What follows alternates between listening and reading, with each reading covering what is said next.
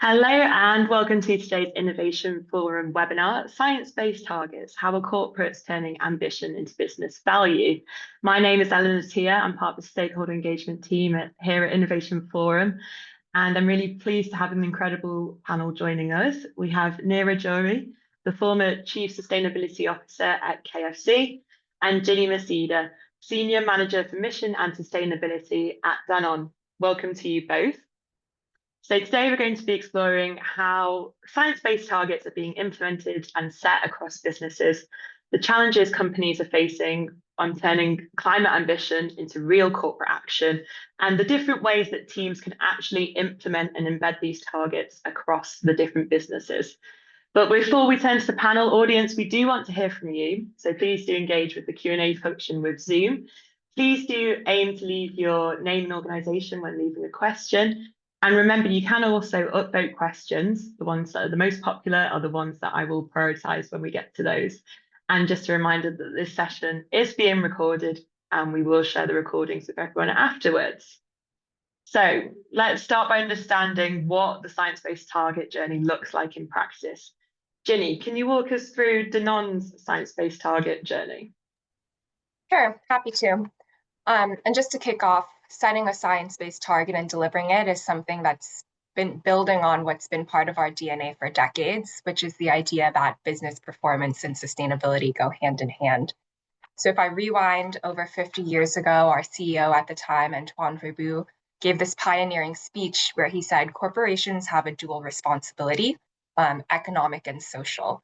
And so long-term business performance hinges on the health of the planet and the health of people. And that view has really shaped our journey to this day. So in 2015, we were one of the first 100 companies to commit to net zero by 2050, then took another big step in 2022 as becoming one of the first food companies to commit to SBTI, aligned to a 1.5C pathway across scopes 1, 2, and 3, with a specific scope 3 flag target, forest, land, and agriculture. Now, as dairy is very important to our portfolio, methane is an integral part of this journey. So we've also set a methane-specific target to reduce methane emissions from fresh milk by 2030 by 30%. And we're working hand in hand with our farm partners on the ground to drive regenerative agriculture practices that reduce emissions, drive resiliency, and also improve their productivity. So where are we in the journey? I'd say we're at delivery. We've set the targets, we've developed our strategy, and we're driving that strategy to action across regions and functions, and thinking about how we course correct, where each year we're learning a little bit more about where it makes sense to decarbonize the fastest. And that's where really the rubber meets the road, is turning what we've committed to into actionable results, and then tweaking as needed year over year as we see where we've landed. Thanks, Ginny. Lots to come back to there. Neera, based on your wealth of experience working in, complex global supply chains, what do you see works best when companies are trying to turn these ambitious climate goals into real corporate action? Thanks, Ellen. And I think Jenny set us up nicely about the journey that many of our companies are on and the breadth of that exercise to really understand and start to get after your scope 3 emissions. I think a couple of things come to mind for me. First is you always want to be closely aligned to the commercial strategy of the business, right? And I think there's a lot of narrative right now talking about operationalizing sustainability into the business, making sure it's aligned with the business. I think the best sustainability practitioners, we've all been doing that for a long time. None of us have been doing this work in isolation, but sometimes it's even that pivot of the language we use. So we'll get into it, I think, further in the webinar, but sometimes scope 3 doesn't mean anything to 7/8 of the stakeholders in a business. So how do you explain to them that you're talking about your key partners in the business, your supply chain risk around the world, the key commodities that you buy? How do you frame it in a way that aligns to commercial business priorities and commercial language? I also think we sometimes get overwhelmed by the task at hand. So where do we begin? How do I start? And I always like to push my teams to say, what are we solving for, right? So what is the most important first couple of pieces of information that we need to be able to make the next step? So we're often operating on a 2035, 2040, 2050 timeframe. We just really don't know what the world is going to look like even 2 or 3 years from now, right? And I think none of us would have predicted the challenges we're facing today or the ones we knew about a year ago. And so I think it helps just to begin small and say, though we've got this long-term horizon, this big task in front of us, what are the first 2 or 3 things that we really want to assess and understand? And I think the last part is we often get lost in data. Data is our largest mountain to climb from a sustainability perspective, and we sometimes can't trust all of the insights that we get. But I think we sometimes get frozen by not having perfect data. And I think data, there's a lot of components in this that I like to say you can trust your gut on, right? So Ginny works for a company that really cares about dairy. If she never did a single supplier survey or never asked a single person where she should put her effort, she already knows dairy is going to be the place to go. And she already knows that methane is going to be a thing she needs to work on.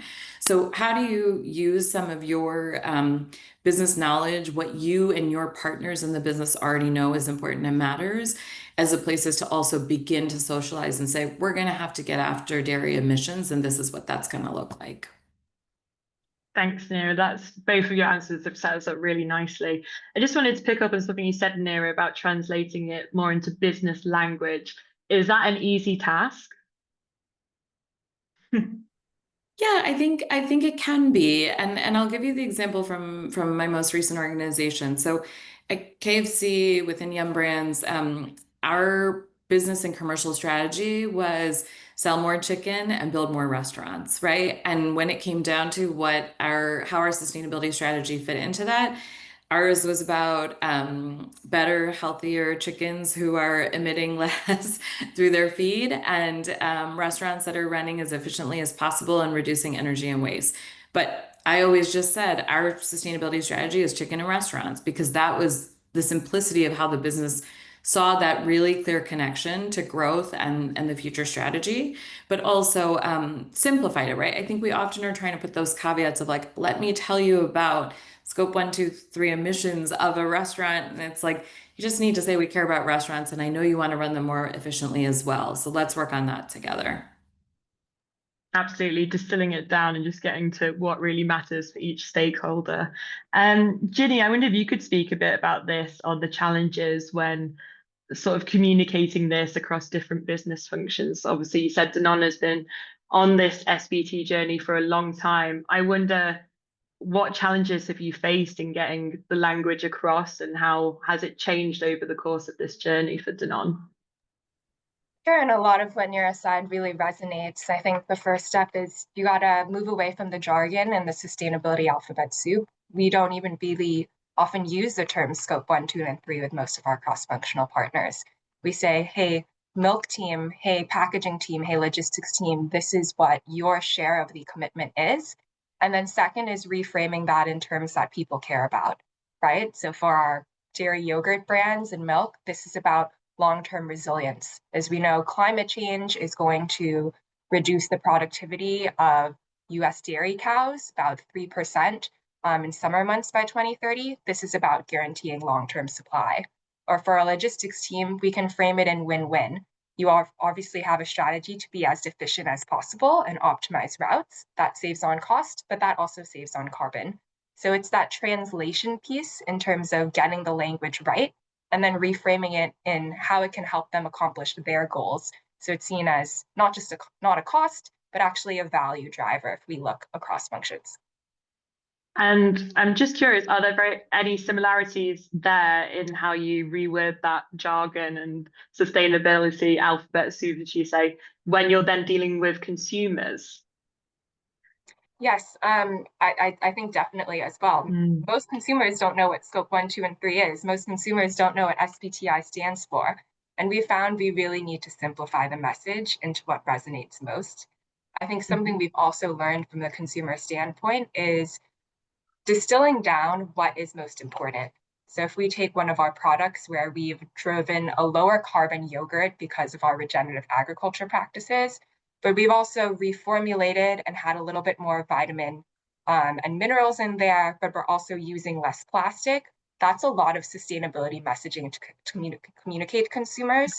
So even if we're doing 5 or 6 different things, we're constantly talking to our consumer insights team to highlight, well, which is the one that's going to resonate most? Because not if we bombard them with messages, nothing will land. But if you're simple, maybe the one thing will really make the difference. Great. And how have you found it embedding SBTs into your existing governance practice, Ginny?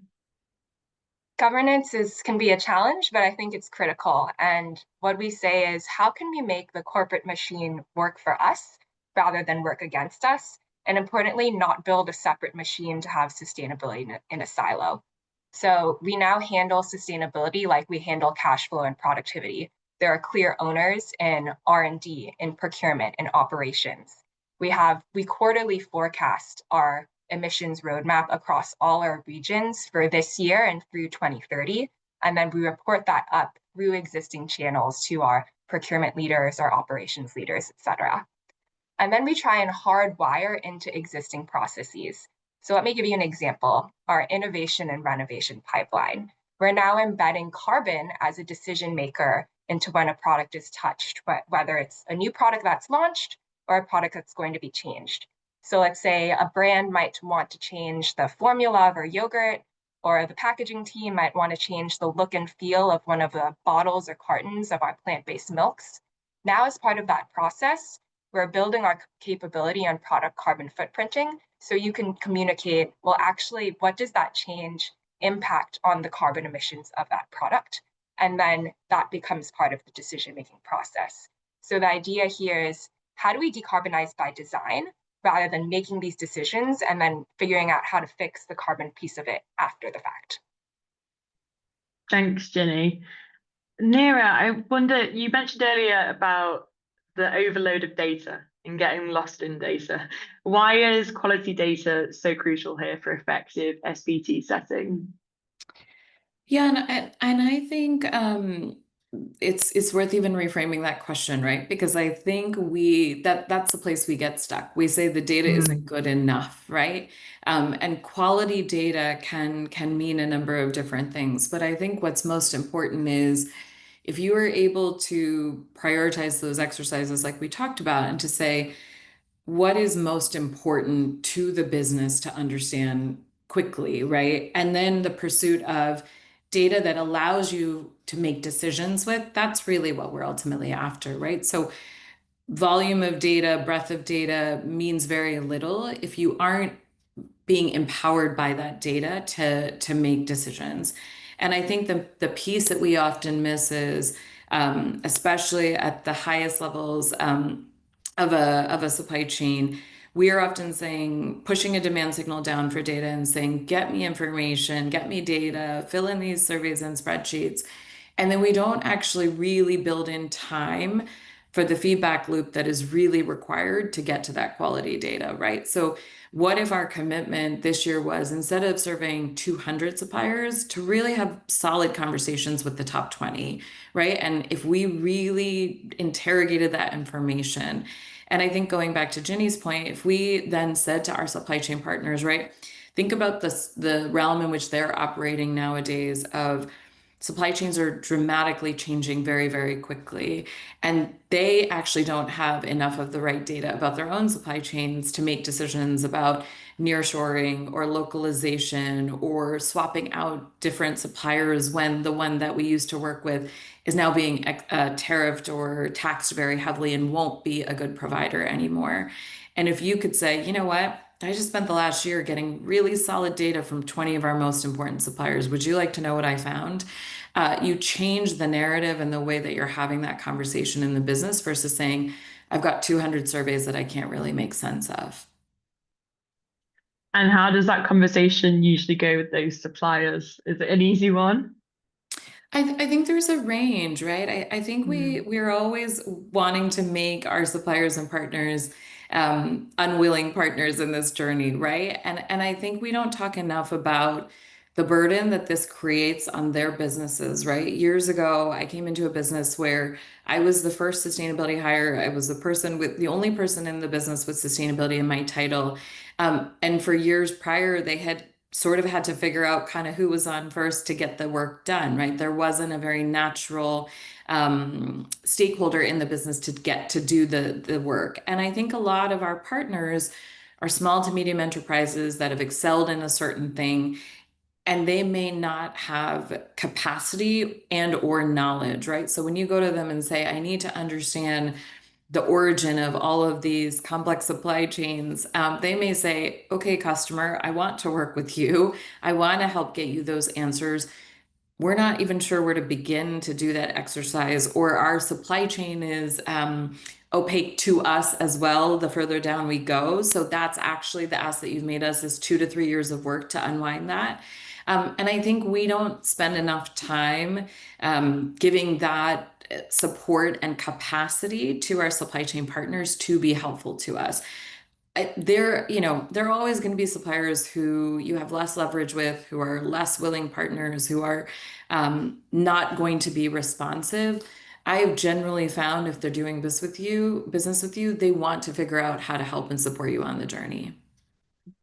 Jenny, has it been a similar case for you with Danone? Yes, that really resonates. It can't be a one-size-fits-all approach for supplier. You really need to think strategically of, who are the most sophisticated and mature, where they might just need a little bit more nudging on this journey. Who do we actually need to have a little bit more hand-holding to bring them along the journey? And that's why I think I'm on the sustainability strategy team, we can't do it alone, right? So earlier we talked about educating our cross-functional partners. But important here is upskilling as well. So, we are 5 people on this team. I can't be in every supplier relationship and conversation. So how do we upskill our procurement team to have the right facts of, this is what our commitment is, this is what we need from suppliers, this is what we can deliver to you along this journey, so that we are working together as an organization with the suppliers we need to, rather than just relying on one team with an immense task. Yeah, definitely lots of the same themes here again about knowledge sharing and sort of breaking down that complicated jargon. I'm wondering, how do you both find success in turning these big global targets into measurable actions for each team or region? Ginny, I wonder if you have any thoughts there. Sure. So I sit on our North America team covering US and Canada. And what we've seen is a few things. First, you really need to marry a top-down approach with a bottoms-up reality. So our global sustainability team says we have this global SBTI commitment, right? And looks across regions, North America, South America, Asia, and supply chains to figure out, well, where do our emissions lie? And what does the structure of the supply chain and the ecosystem look like there, to be strategic about where we move first, to Neera's point of, let's focus on the most important things we need to do first, rather than be overwhelmed at the task at hand. Second, that needs to then be complemented by a bottoms-up build. So my team's responsibility is taking the global perspective of what North America needs to do and complementing that with our own local perspective, understanding the regulatory environment here, the different customers we have here, even how some of our products might be different than global products. Right? Yogurt is very important to Danone. In North America, we also have a lot of plant-based milks. We also do coffee and coffee creamers. And then finally, again, it's that partnership. As a sustainability strategy team, we touch everything, but we say we own nothing, right? We're not the leaders who are making the day-to-day decisions on this. And so working with R&D, working with procurement, working with operations and the brands to really understand what makes sense for your market is how you go from the global to local. Then finally, what I would say is we need to have flexibility in implementation, right? We set these targets in 2022, 2025 looks a little bit different in terms of where the globe is. So maybe what North America needs to do needs to change over time, carrying more or slightly less of the share as the years go on, to be able to optimize for everything that's going on geopolitically. Thanks, Ginny. So figuring out what makes sense most for your market, figuring out priorities, and also really taking into account the local context. Neera, is that the same for you in your experience? Yeah, absolutely. And I think the other piece that's always helpful to do a bit of mapping of is whether it's by business unit or product line or region, to really sit down in your annual planning cycles and say, who are we going to spend the most time with? And I've also said in coach teams in the past to say, like, these are the people we're never going to talk to this year because they're doing super well and they don't need us, right? And that's a hard thing because we do feel like we've got to touch everybody. We've got to make sure they're staying with us. And it is important to make sure your partners stay engaged and stay connected, but there are going to be the laggards in the business. And sometimes that's because of the regulatory environment. Sometimes it's because of the nature of their product, who are going to just need you more, right? And I think that's also really important to understand, is not all stakeholders are equal, and to really think about your stakeholder prioritization. I think the other thing we've talked about is you're lucky if you're in a business where you have aligned incentives, where people are their bonus is contingent on sustainability goals. That's going to be in the most progressive of organizations. Not everybody has that benefit. The other way to think about that is in those annual planning cycles, how do you go to your partners in R&D and say, hey, tell me a little bit about what your strategy is for the next 1, 2, 3 years, and what are you putting down on your goal sheet come December and January for the following year? And how might we say, okay, could we just nudge that and add these 3 words that have to do with where we're trying to take the next step in our sustainability journey? So I think it's really also about aligning the value you offer within the business. We're often talking about external value creation, but how do you really closely sync up with what the business is already getting after? Because if you're adding an entire line to their goal sheet, it's much harder for them to say yes. If you're saying, could I just be a build? Could we just nudge that and add 1 word into this? They're going to be a lot more receptive, and it'll make a lot more sense to them because it's aligned to what they're trying to achieve. Thanks, Neera, and that ties in really well with what I want to come into next, actually, about driving business value. Before I do that, I just want to remind the audience to please do submit your questions. We'll be coming to those very shortly. And just a reminder, you can upvote questions as well. So going back to your point, Neera, about sort of aligning the business value, how can companies start to reframe these targets as sort of a risk mitigation strategy rather than just a sustainability tick box initiative? Neera, do you want to take that one? Yeah, sure. And I think we've touched on a couple of those examples already, right? You're going to have parts of your business that are going to naturally align to this, right? So if we take the examples Jenny gave on from a product perspective, many of us are already doing this work, right? But to show the difference of those products when you do nudge a health and wellness message or an organic message or a certification, what does the commercial data tell you about how those products perform, right? And generally, you're going to see growth in some of those categories. So I think helping the business, correlate that type of value creation that is generated through, I always like to say dual impact, right? You're meeting a consumer need and you're furthering a sustainability agenda. The way I've often done it, a lot of my background is in manufacturing and sort of the partner behind the partner. And Jenny talked about this as well, right? Anytime you can show that you're cutting costs as well as cutting carbon, and I sometimes even like cut off the cutting carbon piece in the intro conversations of just saying, hey guys, I think this is going to really help with some labor saving challenges and also with making this restaurant more efficient because we're going to be using less energy, and that's one of the highest parts of a franchisee's bill. So how do we help them cut down the cost to run this business? And what we found is some of the lowest hanging fruit, some of the earliest things that you can do. The other thing we try to do a lot of is frame in the payback periods that make sense to the business, right? So if you go and say, I want you to put solar panels on the roof, but the payback for that is 8 to 10 years, no one in the business is going to say yes to that, right? If you understand from a financial perspective, your threshold is 3 to 4 years is the target payback that you're aiming for. And here's a whole list of initiatives that support that same time frame.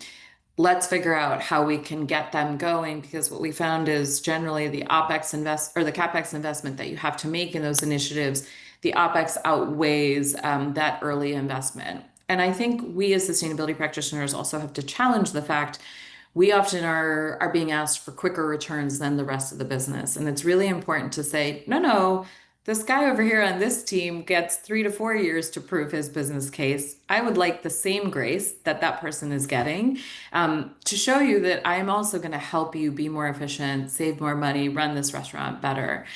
So it's really about anchoring back and pushing into the financial language and terms that the business understand to create value. Thanks, Neera. Ginny, I wonder if you have any sort of examples there about SBTs or carbon performance on how it's sort of driven operational efficiencies. You've spoken so much about how Danone has SBTs so embedded in its DNA. You gave some really good examples. So I wonder if you've managed to see sort of any of the benefits from a cost saving perspective.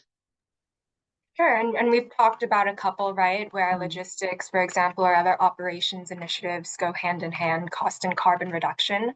But to cite a couple other examples, our regenerative agriculture program. So, right, again, milk is a very important part of our footprint, and our farm partners face significant climate risk. And that also is material for our business because we're seeing productivity declines due to heat stress. So our regenerative dairy program is one of the largest in the US. 100% of our direct milk goes through this program, and we partner with 35 farm partners on the ground in terms of practices such as better herd management, better soil health practices, no-till, cover crops, intercropping, et cetera, manure management. And we've seen results from this program. Our emissions per kilogram of milk have decreased 10 to 20%. We've seen notable productivity gains from our farm partners and have been able to help them avoid $3 million in cost over the last few years from avoiding soil erosion and less reliance on synthetic fertilizer. So again, to Neera's point and saying of how do we really get down to what are the business drivers and then frame this in the way that our cross-functional partners understand, but also help them achieve their goals. The procurement team, right, is focused on how do I get the right amount of milk to support our growth? And then our carbon team is, well, how do we do that while we're decarbonizing? And this is a great program where we're able to show this hand in hand. And has there been any sort of key lessons from implementing those initiatives that you'd like to take going forward? Sure, I think it's a lot of what we've chatted through, right? Which is think about the governance, how you plug into existing mechanisms. So you're not making sustainability a silo or using different criteria of judging a sustainability project versus other projects. Think about influencing who owns it and embedding that ownership in the business. Again, we're a small but mighty team, but we don't own the day-to-day decision and have even intentionally in some meetings taken a step back and say, hey, we're actually not going to talk in this meeting because we really need to build ownership where we preceded that idea with the business leader beforehand. So it's the procurement leader who's talking about our Reg Ag Milk program, not our chief sustainability officer. And then third, again, data is key, but don't let perfection get in the way of progress. You need to make smart choices, smart trade-offs, and so have the right data that lets you make those trade-offs. For example, we are now calculating what is the cost dollar per ton of every sustainability project we're trying to run in terms of decarbonization. And that lets you figure out how do you then optimize across the different regions and across the different scopes and subscopes. So governance, influence, and data, I think, are the things that are challenges, but also the lessons learned for how we keep pushing forward. Thanks, Ginny. I think that's such an interesting point there about influence and ownership and figuring out when it's best to talk to each sort of team leader. Yeah, really interesting perspective. Neera, I wonder what you think are the main challenges with SBTs. Do you think they are becoming too complex? That feels like a loaded question, Ellen, but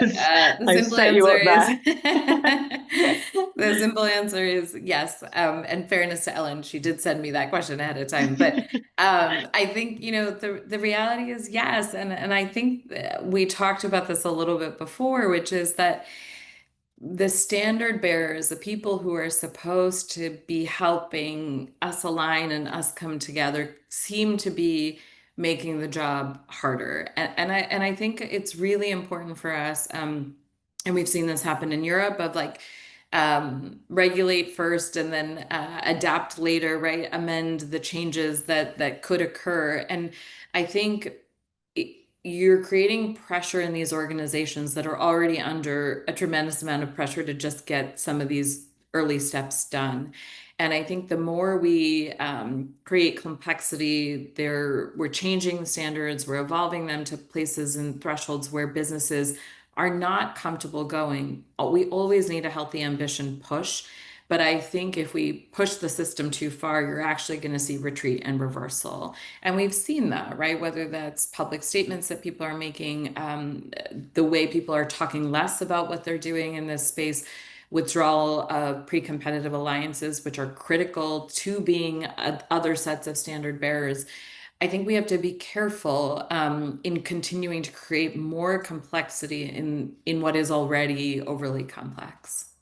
Yeah, absolutely. We've definitely seen that with Global Methane Alliance, Net Zero Banking Alliance, just to name a few. And yeah, there definitely is that risk of it becoming too complex and too intimidating. And we'll be turning to audience questions very shortly. But I'm just wondering, to that point, Neera, about the complexity of regulations. How do you think companies should best approach a situation if they do find that a set of regulations, in this case, SBTs, have become too complex for them? I think we have to find a way to really open up the policy dialogue with whether it's the regulators or the standard bearers, right? And I think what I have seen over the last couple of years is there aren't enough people like Jenny and I at those tables who are doing the work inside corporations, really helping to inform how this all shakes out. And I'm mindful that for the last decade, we've said we need our friends in government, we need our policymakers at the table. Private sector can't do this alone. And in the first couple of years of them joining up, we can't be mad and say, no, no, not that. We don't want to do anything that you're saying. But how do we actually find a more robust way to influence that conversation, to be at the table, to say, I hear you. That's an ambition we should work towards. However, the realities of this part of the journey that you're asking us to do is 5 to 10 years of different work than we were working towards. And I think just helping to understand that, and also um, understanding what drives material impact for some of these changes that the standard bearers or the regulators are trying to do. So I'll give you an example. In Europe, there's been a lot of focus on reusables, right? But we didn't really do the diligence to say, well, is the environmental impact, we're really laser focused on packaging and trying to reduce plastics and waste in that way. But we didn't actually look at the energy and water that's then required to keep reusables in a system that actually outweighs the virgin material that we might be keeping out of the chain. So I think it's really important to be informed by folks that have deep technical expertise in these spaces and have been implementers of the initiatives that regulators or standard bearers are trying to get us to move forward. Thanks, Neera. Still on that topic, sort of the challenges and looking forward, looking ahead, future of SBTs. Ginny, what advice would you give to companies just starting on their SBT journey? Sure, and I think, each company is so specific in their supply chain and their structure. I can't comment on individual companies, but overall, a few things we learned is start educating your leadership early, right? Understanding what this is, don't use jargon, frame it in terms they understand and that are connected to their overall strategy, whether that's sell more chicken in more restaurants or sell more yogurt and bring more healthy food to folks. Second, map your emissions thoroughly, right? Again, we can't let data be a roadblock, but good data is important to understand. Well, are a lot of your emissions in dairy in a certain country or in a different part of your supply chain based on the nature of your business? And then have some flexibility to course correct. The strategy you set and your target in the first year you're making a target might not be fit for purpose in 5 years down the road. So make sure you have the mechanisms in place within your supply chain, within your strategy team, your cross-functional partners to course correct. This is a space that's constantly evolving. That's a challenge, but that's also an opportunity because we're all learning.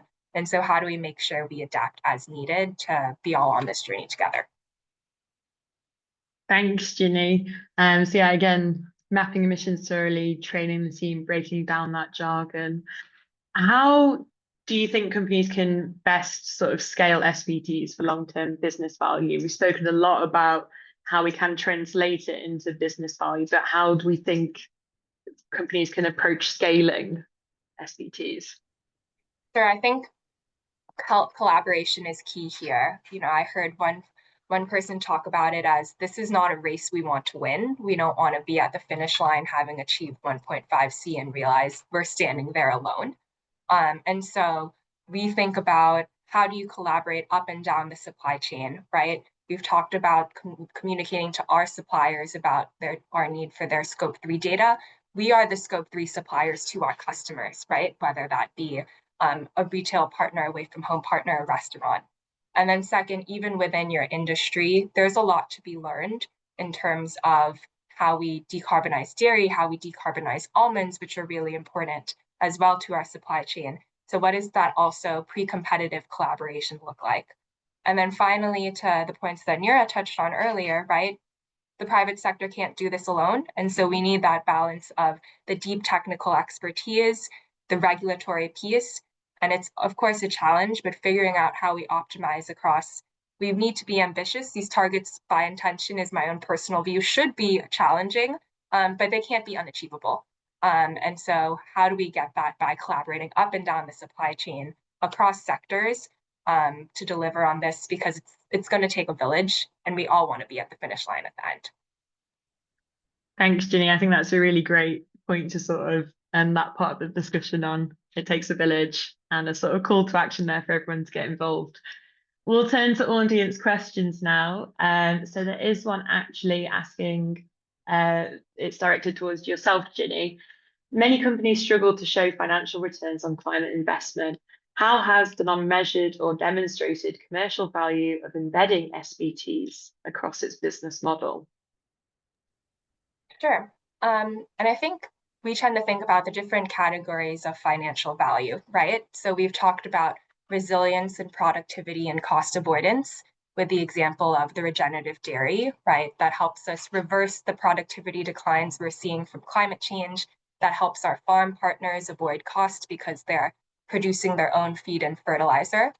But another example we can talk about financial value is on the commercial side. So Neera mentioned about we're being consumer centric, right? And delivering something that's valuable for the consumer, but also generates sustainability value. Another is for our customers. Right now, we're actually seeing a lot of our customers make commitments for the first time in terms of carbon. Over 20 of our customers in North America are asking us to report yearly on our carbon performance. And so driving through these projects on decarbonization through the value chain actually helps build our customer relationships. So our sales teams can meet their own targets, but are also building the health of the relationships. With our most advanced customers, we've actually seen carbon become one of the criteria in which they're choosing suppliers. So in yogurt, we recently had a customer ask, well, what is the product carbon footprint of your yogurt? And use that as an input into the decision-making of who the supplier they're going to go with. So again, I think it's what part of the P&L might this affect? Is it cost avoidance? Is it resiliency? Is it margin? Is it incremental sales or customer relationships? And then really partnering with those teams to understand what are their priorities and how can we plug into that to help them rather than be a burden to them by adding something else to their plate. Thanks, Ginny. Neera, there's a question here on, do CO2 reductions of your suppliers usually come with a premium? And how do you decide if the business is willing to pay the premium? Yeah, and I think this is another myth buster that's important to get after, because I always have heard people say, well, this is going to cost more, suppliers aren't going to like it. And where I've seen that be true, that there are always going to be costs and premiums in the business that you incur, right? But I think a lot of this is about which are those that are natural evolutions of how we do business with each other that need to be absorbed and considered into that.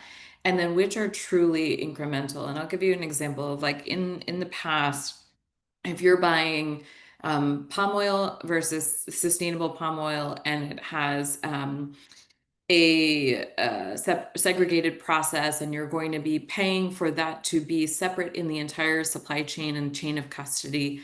I understand how that has a different cost than the traditional version that you've used, or a mass balance blending of commodities system, right?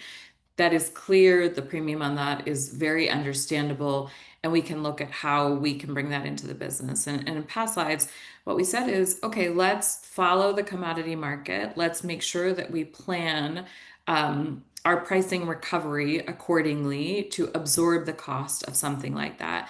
And we've been able to recover up to 80 to 90% of that, right? So it again requires a really deep conversation with your product teams, the supply chain teams, right? Getting ready to anticipate, look ahead, plan for, and integrate the costs that may come. I think a lot of the things, some of the examples that Jenny gave, your suppliers should be able, or your partner should be able to absorb some of those costs as the way that the mass of the market is now doing business. And I think we often make assumptions that we start with, this is going to raise costs, or this is going to be a premium. And I think the challenge back to the partners in the business is to say, okay, show me where, show me who asked you to pay more for that and what that really is about. And then let's have a dialogue and a healthy conversation to say, I think that's your cost to bear, not ours. Or if you're saying, okay, that requires us to build a separate factory for segregated supply, then we have to figure out who is going to bear that cost, right? Is it the retailer? Is it the supplier? Is it the manufacturer? So I think really interrogating that line, because people throw that out very quickly without the proof points behind it. And then also working with those partners to figure out where and how that cost truly should be absorbed if it does exist. So I think there's going to be carrots and sticks in this with suppliers. And the last part of that is think about again how to normalize this into your process, right? So if you can put it in as a part of weighted criteria, build it into your RFIs and your RFPs the next time you do a bid for the next 3 years, right? How do you embed that into the process and say, again, we're normalizing, this is how we do business. We have a supplier expectation that you operate in this way. Explain to us the trade-offs that may or may not occur for you to make this your new normal. Yeah, absolutely. Ginny, is it a similar conversation and decision-making process for you? Yes, a lot of that resonates. And again, it goes back to how do we meet suppliers where they're at, right? And segment them in terms of who's most sophisticated, may have already had a lot of other of their customers or peers or competitors asking them for this. And so it's a cost that becomes cost of doing business versus those who are a little bit earlier in the journey. And how do we balance those incentives across what we cover versus they cover? With the reality of the supply chain and that particular supplier. Thank you. There's a question here about motivating people from different departments, cross functions, to take on those extra sustainability tasks, especially when they're very busy in their day to day. There might be no immediate motivation for them. How does that conversation go? Neera, do you have any advice there on motivating different departments? Yeah, I think you got to think about motivation and sustainability the same way we think about motivation in anything else, right? Like we as humans are pretty selfishly oriented, and we're always looking for the what's in it for me, right? So I think it's always anchoring and connecting back to the thing that drives value for that individual, their function, their functional goals, the outcomes that they're expected to achieve. I think also what I see a lot of and have seen a lot of over the course of my career is we as a sustainability team will do a piece of work over here, right? And I think really the hard part for us sometimes is to say, I asked for a team member from your team to be a part of this process, and you said no, and I'm going to go ahead anyway. And how does that change if we said, okay, I understand you can't do it now. The urgency of this exercise or scenario planning or assessment that we have to do, needs to be done in the next 18 months. I understand your team may not have bandwidth or capacity today. Can we do it? Can we plan for it in 6 to 9 months time, right? And that may mean shifting what we intended to get done this year. But if you go ahead without those stakeholders at the table, you're always going to be doubling back to try to convince them when they haven't been brought in or bought in. And then I think the other piece of that is that continual sense check of like, are you clear that this part of this belongs to you? So if you're the dairy buyer, if you're the dairy commodity lead, you do have a responsibility for this work, but what part of it can our team take on? What part of it can your team take on? What works in natural resource flow? And also to go to bat and say, you know what, we're asking you to talk to 200 suppliers over the next 5 years and meaningfully get insights and information and be educated about it in a way you've never been before. Does that actually require additional resources in the business, or can it be integrated into natural workflow? And we're, I think, sometimes afraid to say, let me help you go to bat for the resource and supply chain that will be the sustainability expert or the person who upskills or is the partner. So I think just also being really, really open to all of the different ways that you can build buy-in in a business that are really critical to motivating somebody to help you out. It's And really interesting. Oh, sorry, go on, Jenny. just to build, Nira, I love your point on thinking more broadly about motivation and buy-in. I think one of the big learnings for me, so before Danone, I came from the consulting side. I was a sustainability social impact consultant. Danone was one of my many CPG clients. And one of my big learnings is when influencing is also, who does that person trust, right? If you're trying to convince a key stakeholder, do they really lean on their R&D person, their procurement person, their ops person, if we're talking about the general manager of one of our business units? And then how do you precede that idea so that they're not hearing the message, the lone voice crying in the wilderness from the sustainability team, but they're actually also hearing it echoed from the people they trust most. So that's also what I'd highlight to folks is map strategically where how decisions and influence flows, and then trying to get folks on your team rather than just waiting towards the one final meeting with a really important stakeholder. Thanks, Ginny. I was just going to say it's so interesting how it ties back in with the trust point you made earlier, and guaranteeing that across different teams. There's a question here on, as scrutiny on corporate climate claims intensifies, how do you maintain transparency and credibility in communicating your target progress? Ginny, would you like to take that one? Sure. And so, right, our SBTI commitments are to 2030, but I think what's key in maintaining credibility is annual reporting and showing progress year over year. So we report how we are tracking along that journey each year as part of our sustainability report. We also report through CDP each year. And so being able to show how are the decisions we're making in our supply chain are able to report on through credible third-party standards and showing that year-over-year action, I think is important to build transparency and not just wait until the end of the decade to show where we're at. Neera, did you want to come in there? Yeah, I think just to also add, it is a really complicated time, and I think many of us are facing political forces, regulatory forces, right? The things that might make us retreat. And I think there's a real danger in us not being as forthright as we can, right? I think transparency and credibility, I think for the last decade, we've been working towards being really honest about what is hard in this space, right? What is not easy to achieve, what are multi-year journeys. And I think it's super, super important for the leaders in any industry also to remember exactly what Jenny said, right? This isn't a race any of us are trying to win. None of us want to be at the finish line alone, right? And we're so reliant on so many others in how we get this done. And I think we can never underestimate the signals that standard bearers as the progressive companies send when they are honest and forthright about what is happening and continue to talk openly about that.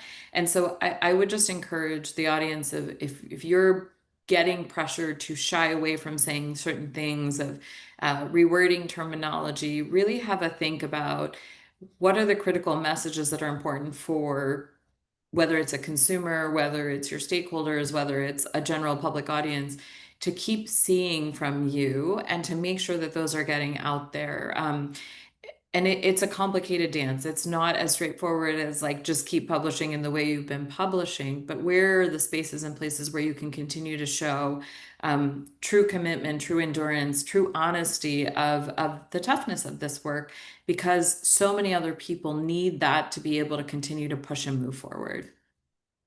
I think that's really, valid and needed point about the transparency with everything going on the global climate. There's a question that ties in really well with that, actually. How do you ensure that your target process remains transparent and credible without oversimplifying complex data for consumers and investors? So how do you balance that need for transparency, but also needing to make sure you're satisfying the investors? Do you have any thoughts there, Neera? Yeah, and I think one thing that was interesting was I was on a call or conversation recently where we were talking about, has investor pressure on ESG or sustainability died down? And people said, oh, we're getting less calls, we're getting less proposals or shareholder activism around this. And I think some of that came from the last 5 years of uber transparency, right? We were publishing everything, we were putting a lot of it in. The European regulatory environment is going to make us continue to do more of that in a more robust way. So the more information that is out there, folks like investors are able to understand that. I think it'll be interesting to see. Reporting is shrinking in certain other ways, right? So people are pulling back on what they're saying and how granular they're getting. Do we go back to that cycle of like lots of people hitting you up for those details that aren't publicly available? So I think it's something to watch out for. I am also very concerned of what the reporting demand signal and the burden that it has created is doing from an execution and implementation perspective. Everyone on this call probably knows sustainability teams are not flush with humans. Like, we're not the biggest teams in the business. We're usually pretty lean and scrappy and trying to get this done with few resources. And the more people are being pulled into compliance and reporting, the harder it is to create space for implementation and execution and impact at the end of the day. So I think we also need to think about new structures, new ways that we can report and share.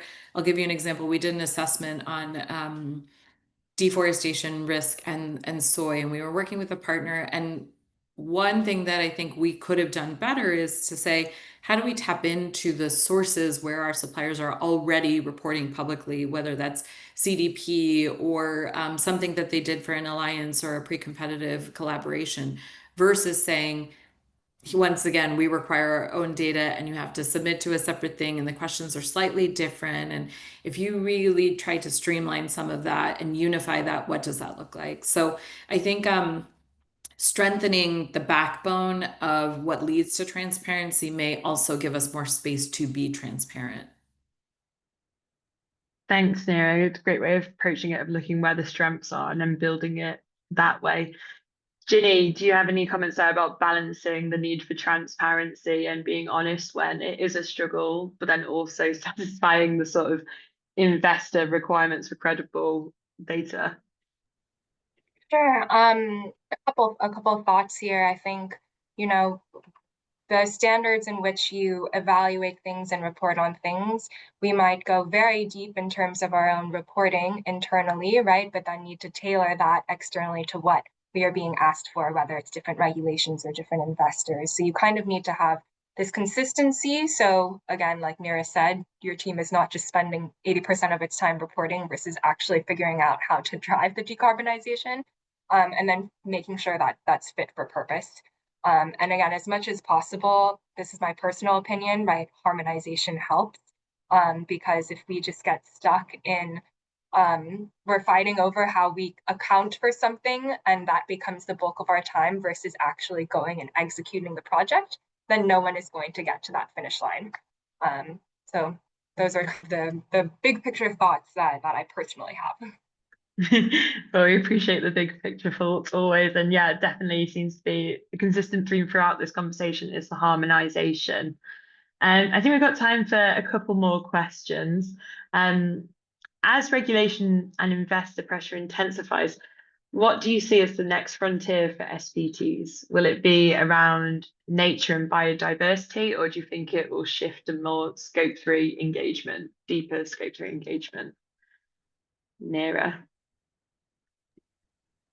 That's a really good question. I think the reality is, I think we're at the nature and biodiversity frontier. I think that's arrived. The moment is here. And if you're not thinking about that in your supply chains, you absolutely should be. There's very few of us that aren't working in a space where that matters. I do also think we touched on this a little bit, but I almost think we're going to need to continue to understand supply chains better, but I also think we need to look more holistically at the combined impacts. We've been very, very focused on a climate narrative.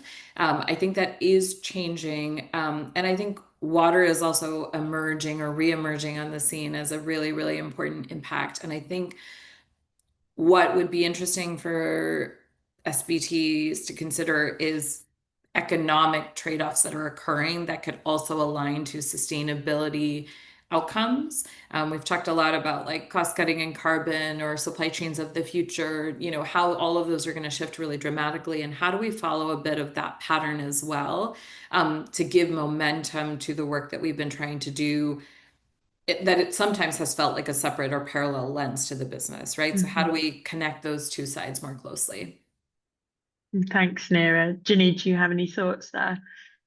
I'd say another part of where I see regulation accelerating and in terms of scope 3 is packaging.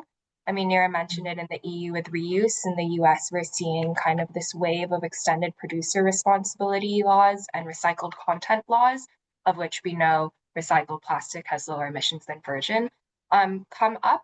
And so I think that's going to be increasingly important for companies in terms of not just their carbon commitments, but also their specific packaging commitments, and being able to show that dual project purpose of reducing emissions, reducing virgin plastic, and overall the health of the ecosystem, supported by this kind of landslide of regulatory regulations that are coming up. Mm-hmm. And finally, I think we've got time for this last one. How does consumer-facing sustainability communications balance authenticity with brand tone without triggering greenwashing concerns? So how do we balance the effective sustainability communication, as you sort of mentioned, Ginny, about packaging, without triggering those concerns that we touched on earlier, Neera, with the sort of risks of green hushing?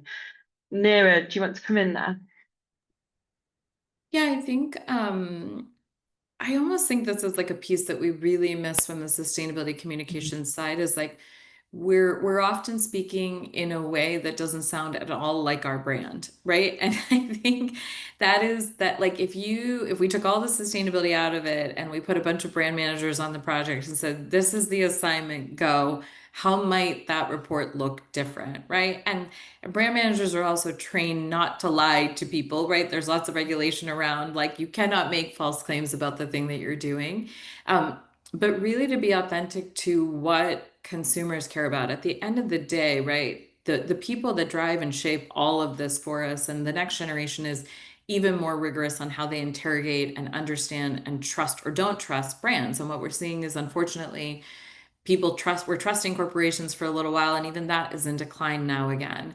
So I just think trying to really connect better with the people who know the brand voice and who can help us authentically be who we already are, and then to figure out the way to bring in the science, the technical, the rigor in a way that is thoughtful and meaningful and honest. That's always critical, right?